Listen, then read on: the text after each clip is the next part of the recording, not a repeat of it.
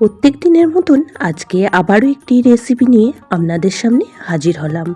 আজকে ডিমের সম্পূর্ণ ইউনিক নতুনত্ব একটি রেসিপি আপনাদের সঙ্গে শেয়ার করব, যেটা গরম গরম ভাত, রুটি সব কিছুর সাথেই খেতে লাগবে দুর্দান্ত। বানানোর পদ্ধতিটাও খুবই সহজ সরল। নমস্কার বন্ধুরা, মাই কিচেন মাই ব্লগে সবাইকে আবারও একবার স্বাগত। আসুন তাহলে শুরু করা যাক আজকের রেসিপি। আজকের রেসিপির মেন উপকরণ ডিম। তো আমি এখানে আজকে দুটো ডিম দিয়ে রেসিপিটি বানিয়ে নেব। এখানে একটা বাটি নিয়েছি আর বাটির মধ্যে দুটো ডিম ভেঙে নিয়ে নিচ্ছি। এখন ডিমের মধ্যে দিয়ে দেবো খুব সামান্য পরিমাণ হলুদ গুঁড়ো আর তার সাথে দিয়ে দেবো এখানে পরিমাণ মতো লবণ।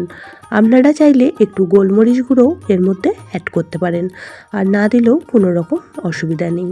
তো এখন ডিমটা খুব ভালো করে চামচের সাহায্যে ফেটিয়ে নিতে হবে। তো ডিমটা দেখুন সুন্দর করে ফেটিয়ে নিয়েছি।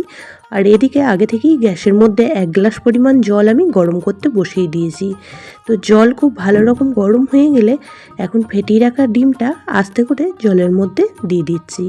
তো জলের মধ্যে ডিমটা দেওয়ার পর গ্যাসের ফ্লেমটা হাই করে দিয়ে এটা 5 মিনিট সময় নিয়ে রান্নাটি করে নেব। কোনো রকমভাবে খুন্তি করে এই পর্যায়ে নাড়াচাড়া করলে হবে না। 5 মিনিটের মধ্যেই ডিমটা খুব সুন্দরভাবে জলের মধ্যে সেট হয়ে যাবে। তো 5 মিনিট পর দেখুন এখন একটা খুন্তির সাহায্যে ওপর থেকে নিচ খুব ভালো করে নাড়াচাড়া করে একবার উল্টে দেব, দিয়ে আবারও 2 মিনিট সময় নিয়ে একটু রান্নাটা করে নেব। ডিমের অনেক রকমই রেসিপি খেয়েছেন, তবে আজকের রেসিপিটি একদমই ইউনিক নতুনত্ব ধরনের একটি রেসিপি। খেতে কিন্তু খুবই ভালো লাগে। এইভাবে ডিমটা যদি বানিয়ে না হয়, বাচ্চা থেকে বড় সকলেই কিন্তু খুবই পছন্দ করবে। তো ডিমটা দেখুন 2 মিনিট সময় নিয়ে রান্নাটা করে নিয়েছি, আর কতটা সুন্দরভাবে ডিমটা সেট হয়ে গিয়েছে। তো এখন একটা ছান্তার সাহায্যে এইভাবে তুলে নিচ্ছি, আর তুলে নেওয়ার পর জলটা কিন্তু খুব ভালোভাবে ঝরিয়ে নিতে হবে। তো আপনারা আপনাদের সুবিধা মতন ডিমটা যে কোনো পাত্রে তুলে জলটা খুব ভালোভাবে ঝরিয়ে নেবেন। তো এখন কড়াটা পরিষ্কার করে আবারও বসিয়ে দিলাম, আর কড়ার মধ্যে এখানে দিয়ে দিয়েছি 1/2 চামচ পরিমাণ সাদা তেল। তেল খুব ভালোভাবে গরম হয়ে গেলে এখানে একটা বড় সাইজ পেঁয়াজ একটু লম্বা লম্বা করে কেটে রেখে দিয়েছিলাম, সেই পেঁয়াজটা দিয়ে দিলাম।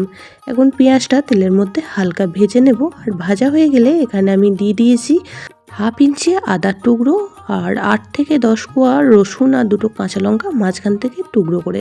তার সাথে দিয়ে দিলাম এখানে একটা মিডিয়াম সাইজ টমেটো কুচি। তো সমস্ত উপকরণগুলিকে বেশ কিছুক্ষণ সময় নিয়ে একটু ভেজে নেব, তাতে করে সমস্ত জিনিস খুব সুন্দরভাবে নরম হয়ে যাবে। আর নরম হয়ে গেলে এই মশলাগুলিকে আমি একটা পাত্রে নামিয়ে রেখে ঠান্ডা করে নেব। ঠান্ডা হয়ে গেলে এর একটা পেস্ট বানিয়ে নেব, আর সেই পেস্টটাই আজকের রেসিপিতে ব্যবহার করব। আর এইভাবে যদি ভেজে নিয়ে মশলাটা তৈরি করে রেসিপিটি বানানো হয়, খেতে কিন্তু খুবই ভালো লাগবে। আলাদা রকমই একটা টেস্ট আসে। একবার বানিয়ে অবশ্যই করে খেয়ে দেখবেন এইভাবে, আশা করছি সকলের খুবই ভালো লাগবে। তো এই পর্যায়ে দেখুন পেঁয়াজ খুব সুন্দরভাবে নরম হয়ে গিয়েছে, আর টমেটোগুলিও নরম হয়ে গিয়েছে। তো একটা পাত্রে তুলে রাখছি, একটু ঠান্ডা হয়ে গেলে এর পেস্টটা বানিয়ে নেব। কড়ার মধ্যে আবারও বেশ কিছুটা পরিমাণ তেল অ্যাড করে দিলাম, আর এখন ফোড়নে দিয়ে দিচ্ছি এখানে খুব সামান্য পরিমাণ একটু হিং। আপনাদের অপছন্দ হলে হিংটা স্কিপ করতে পারেন। আর দিয়ে দিচ্ছি এখানে 1/2 চামচ পরিমাণ জিরে। আপনারা চাইলে গোটা গরম মশলাও কিছু ফোড়ন হিসাবে ব্যবহার করতে পারেন, তবে আমি আজকে গোটা গরম মশলা ব্যবহার করছি না। ফোড়নটি সুন্দর করে ভেজে নিয়ে এখানে অ্যাড করে দিলাম একটা বড় সাইজ পেঁয়াজ কুচি।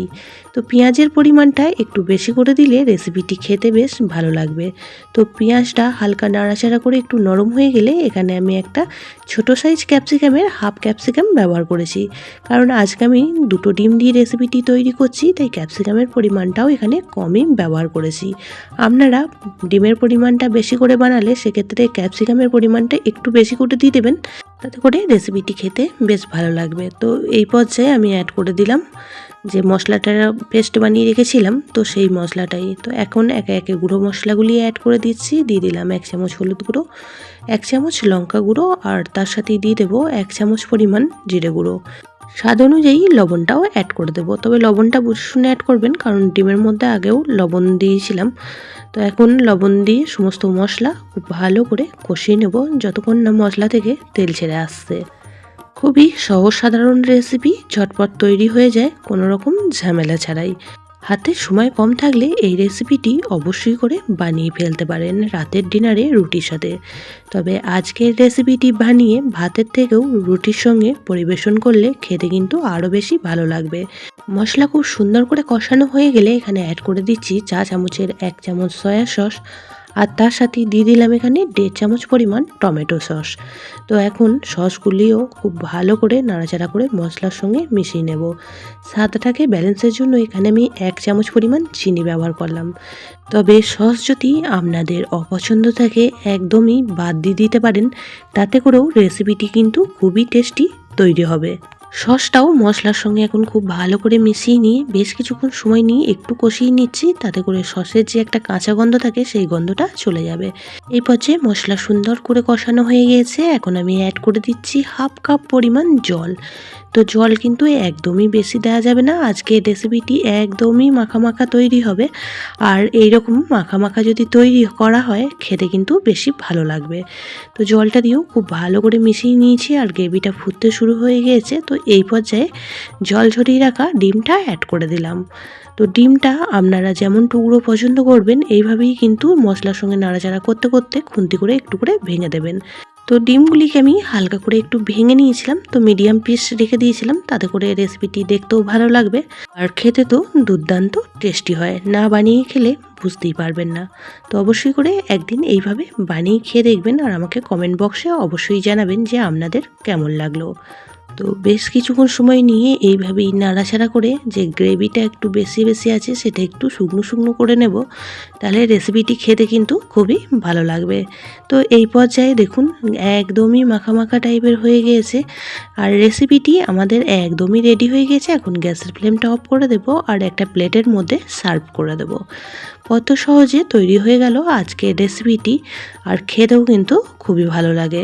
তো আজকের রেসিপি কেমন লাগলো আপনাদের মতামত কমেন্ট বক্সে অবশ্যই জানাবেন। বেশি ভালো লেগে থাকলে একটা শেয়ার করে দেওয়ার অনুরোধ রইল।